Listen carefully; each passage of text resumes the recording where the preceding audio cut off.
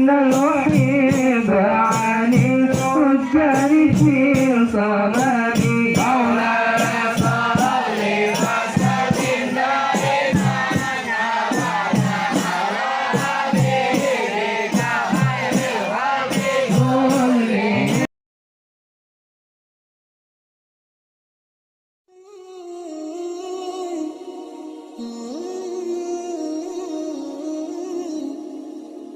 Bismillah, walhamdulillah, wassalatu wassalamu ala rasulillah Sayyidina Muhammad ibn Abdullah wa ala alihi wa sahbihi wa man walah. Allahumma fasalli wa sallim wa karrim wa azim wa barik ala sayyidina nabina Muhammadin al-fatihi lima uglik al-khatimi lima sabaq nasrul haqqi bil haqq wal hadi ila siratikal mustaqim wa ala alihi wa sahbihi hatta qadrihi wa miqdarihi al-azim. Amin ya rabbal alamin.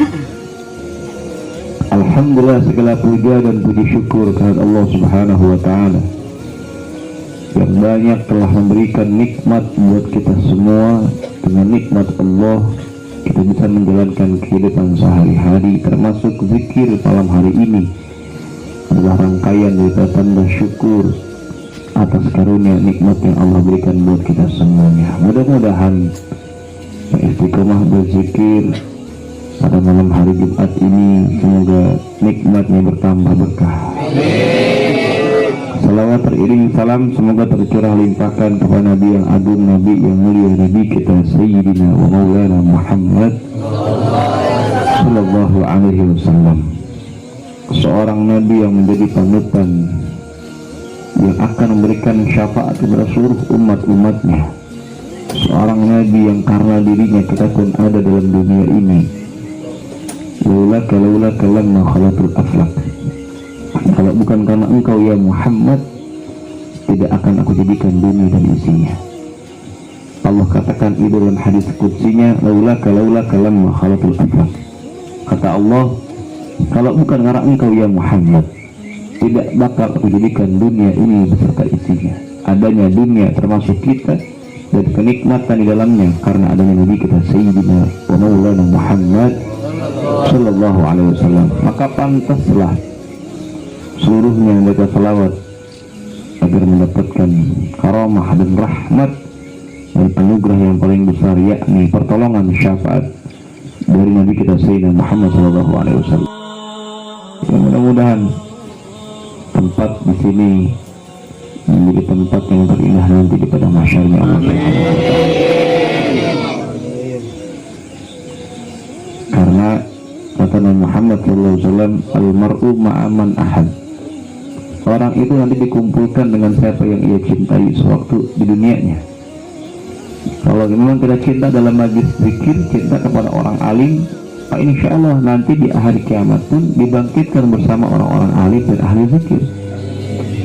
Sebaliknya kalau di dunia tidak cinta, jauh dari orang-orang yang soleh, maka jangan kaget nanti kalau kamu berkumpul dengan orang-orang yang jauh daripada rahmat Allah. Na'udzubillah summa na'udzubillah. Jadi orang itu bakal dikumpulkan kembali kepada siapa yang ia cintai sewaktu di dunianya. Teman itu salah satu orang yang mampu memberikan syafaat buat kalian. Teman itu mampu memberikan pertolongan. Syafaat itu maknanya pertolongan. Karena nanti di hari kiamat itu di padang mahsyar kita akan butuh pertolongan. Gak bisa nolong diri sendiri. Di padang mahsyar seluruh hamba Allah yang pernah Allah ciptakan di dunia ini akan kumpul di padang yang sama dengan kondisi panas yang sama. Dari mulai Nabi Adam alaihissalam sampai di akhir nanti zaman, seluruh manusia akan kumpul jadi satu di padang mahsyar namanya. Matahari yang sekarang hanya satu, jauh jaraknya, panas masih terasa. Ya kan? Panas nggak sekarang mataharinya kalau siang? Panas. Jemur pakaian kering ya? Kering. Nanti di padang mahsyar nggak satu mataharinya, 7 matahari bertengger di atas kepala orang-orang yang di saat itu bingung untuk kemana mendapatkan pertolongan. Umat Nabi Adam, umat Nabi Nuh, umat Nabi Musa, umat Nabi Isa, seluruh umat-umat di dunia ini yang pernah Allah datangkan para nabi kepada dirinya, mereka bingung meminta pertolongan. Wahai Nuh, tolong kami. Ya Musa, tolong berikan syafaat untuk kami pertolongan. Apa jawab mereka? Jangankan kalian, aku pun bingung. Karena semuanya akan meminta pertolongan kepada Nabi kita Sayyidah Muhammad. Dikisahkan nggak, padang mahsyar itu saking penuhnya padang mahsyar, kalau jarumnya diletakkan dari atas, niscaya jarum itu nggak akan sampai ke bawah. Saking penuhnya, saking berdesak-desakan. Udah desak-desakan, ditambah panasnya matahari yang ada 7 bertengger di atas kepala kita. Kalau sekarang matahari jauhnya jutaan mil, jauh. Pesawat jet pun belum pernah nabrak matahari, saking jauh. Padahal kelihatan, tapi jauh. Yang suka naik gunung, dicari matahari naik ke atas, sunset, sunrise, dicari, tetap aja itu masih jauh. Yang pernah naik pesawat di ketinggian yang sangat luar biasa tingginya, tembus di awan, tetap matahari terlihatnya masih jauh. Ini dunia sudah panas. Nanti di akhirat, di padang mahsyar, matahari 7 bertengger sejengkal di atas kepala. Di saat itu mulut yang mudah berbohong ini terkunci oleh Allah Subhanahu wa Ta'ala. Yang akan bicara tangan, yang akan berkata bersaksi kakinya, yang akan mengucap kedua matanya. Mulut yang biasa berbohong ini akan terkunci oleh Allah Subhanahu wa Ta'ala. Nah, salah satu yang berikan syafaat selain Nabi kita Sayyidina Muhammad dengan syafaatul uzma, syafaat yang sangat besar, selain anak yang soleh, amal-amal yang baik, 7 golongan yang mendapatkan pertolongan. Pemimpin yang adil, seorang anak yang hatinya terpaut untuk ke masjid, rajin banget ke masjid. Itu nanti orang yang rajin ke masjid, belum azan sudah di masjid, sudah dalam zikir, puasa dalam keadaan wudhu, sudah sholat sunnah, itu yang istiqomah ke masjid, rajin ibadahnya. Nanti di padang mahsyar, orang yang kepanasan karena matahari 7 bertengger di kepala dirinya, itu orang mendapatkan naungan, keteduhan, adem dia mah. Kenapa? Karena 7 golongan. Di antara yang 7, orang yang rajin ibadah ke masjid. Siapa sahabat itu? Ahli Quran, ahli zikir. Kenapa dia mampu menolong? Karena dia semasa hidupnya berkumpul bersama orang-orang yang soleh. Hatinya senang kalau berkumpul sama orang soleh, zikir, salawatan, senang dia demen. Dengan salawat itu bikin dia sejuk, dia tenang hatinya. Bahkan saya sering katakan dalam kutipan syair daripada Al-Habib Ali bin Muhammad bin Husain Al-Habsi dalam qasidah Wan Nur, maritu fakana zikran bur'an li'allati, kalau aku sakit maka berselawat memuji nama nabiku adalah obat untuk penyakitku. Orang yang zikir itu kalaupun hatinya sakit, dia akan mampu tampil seakan-akan gak sakit hatinya. Dia akan kuat terus berjalan dalam dakwahnya Allah Subhanahu wa Ta'ala. Nabi kita Sayyidina Muhammad, seorang nabi yang sangat dekat dengan Allah. Jangankan Allah ciptakan jasadnya, belum ada jasadnya sekalipun sebelum penciptaan Nabi Allah Adam alaihissalam dan dunia ini, nur cahaya Nabi Muhammad telah dulu Allah ciptakan. Tetapi sedekat-dekatnya Nabi Muhammad dengan Allah, semulia-mulianya Nabi Muhammad yang dimuliakan oleh Allah yang maha mulia, di dalam jalan dakwahnya dicaci, dimaki, dihina, dilempari batu, dilempari kotoran onta, seakan-akan beginilah cara Allah menguji orang-orang yang istiqomah dalam perjuangan dakwahnya Allah Subhanahu wa ta'ala. Maka kalian para santri, kegalauan, capek, lelah, jauh dari orang tua, nggak bisa jauh dari orang tua, sedih kalau dipikirin, ya Allah gini-gini aman sih mondok ya. Jangan harap menjadi orang yang besar yang mampu mengangkat derajat kalian, bahkan derajat kedua orang tua kalian, kalau kalian nggak pernah susah payah suatu mondoknya.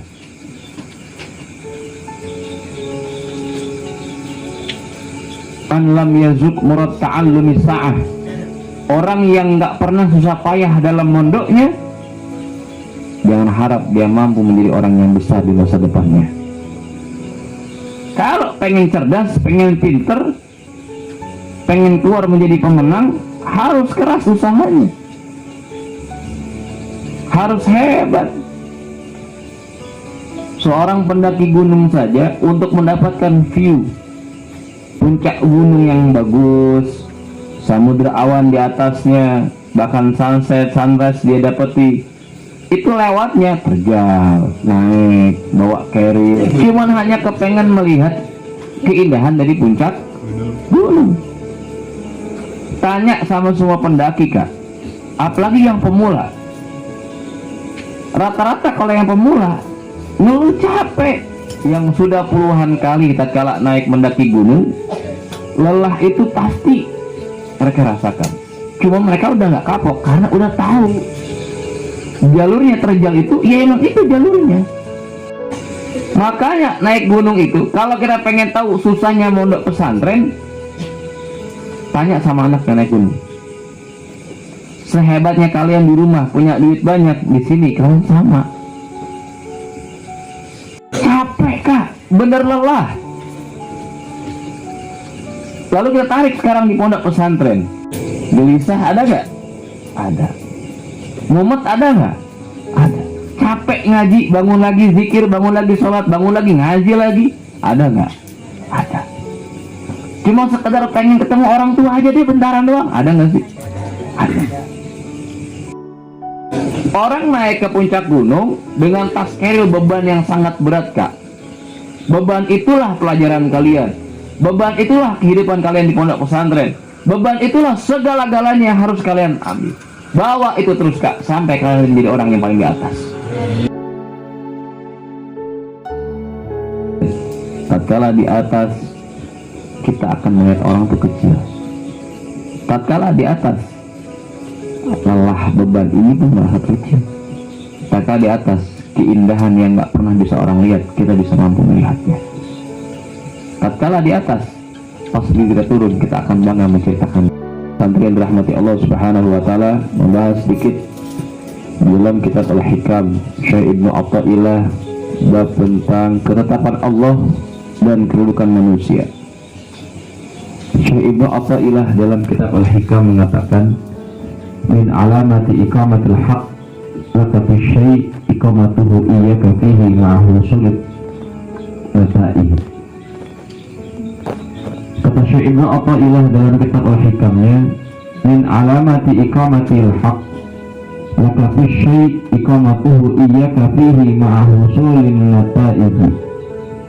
Dari tanda-tanda yang Allah telah kokohkan suatu kedudukan untuk kalian, yaitu dengan kedudukan yang membuahkan hasil baginya. Allah akan memberikan kedudukan yang kokoh bagi orang-orang yang mau susah payah untuk beristiqomah.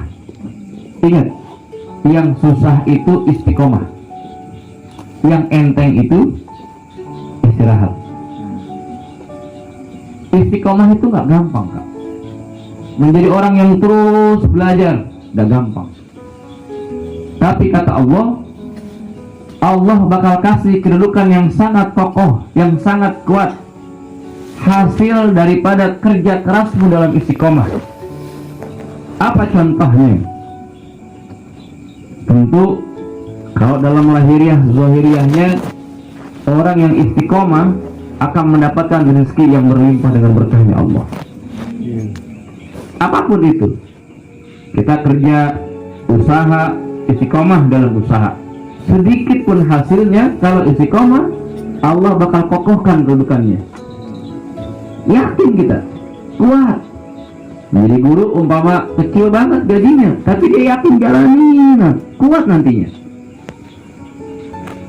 Akhirnya dikasih hasil sama Allah, ini rezeki.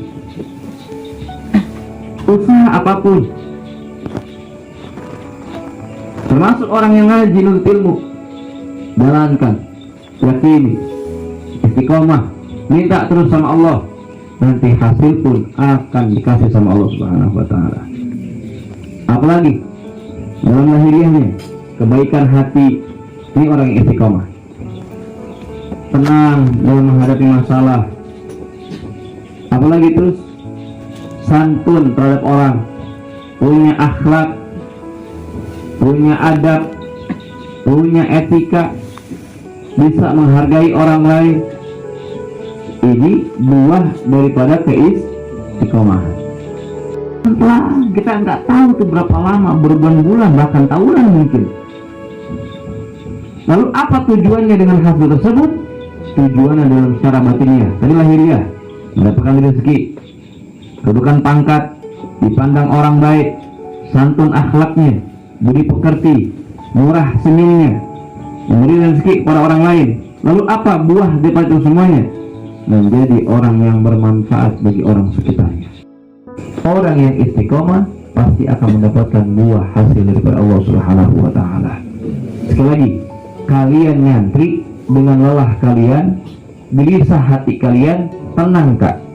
Semua perjalanan hidup itu pasti akan begini caranya. Ingat, tidak bakal menjadi orang yang hebat kalau kita nggak merasakan susah payahnya dalam perjalanan.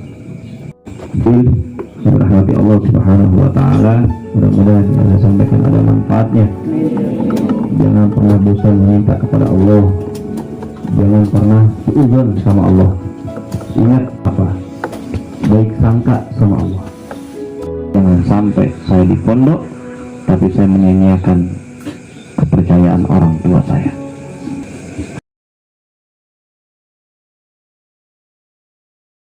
Maulaya salli wa sallim daiman abadan ala habibika khairil khalqi kullihim. Maulaya salli wa sallim daiman abadan ala habibika khairil khalqi kullihim. Kazali wa sallim daiman abadan ala habibika khairil khalqi kullihim. Maulaya salli wa sallim daiman abadan ala habibika khairil khalqi Maulaya salli wa sallim daiman abadan ala habibika